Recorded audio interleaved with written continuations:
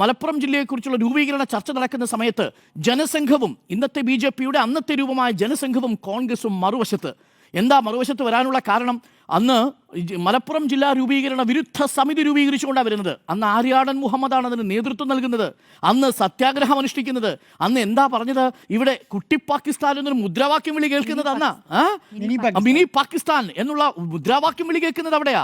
പാകിസ്ഥാന്റെ നാവികപ്പട തിരൂരിൽ വന്ന് ലാൻഡ് ചെയ്യുമെന്നുള്ള പ്രചരണം നടക്കുന്നത് അവിടെയാ. എന്നിട്ട് മാപ്പിളസ്ഥാനാക്കാൻ അനുവദിക്കുന്നില്ല എന്നതായിരുന്നു അന്നത്തെ പ്രധാനപ്പെട്ട മുദ്രാവാക്യം.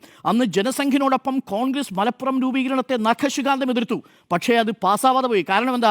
67 കോൺഗ്രസ് അതിൻ്റെ ചരിത്രത്തിലെ ഏറ്റവും ദയനീയമായ പെർഫോമൻസ്. 133 ഇടങ്ങളിൽ മത്സരിച്ച് കേവലം 9 ഇടങ്ങളിലേക്ക് ചുരുങ്ങിപ്പോയി കോൺഗ്രസ്.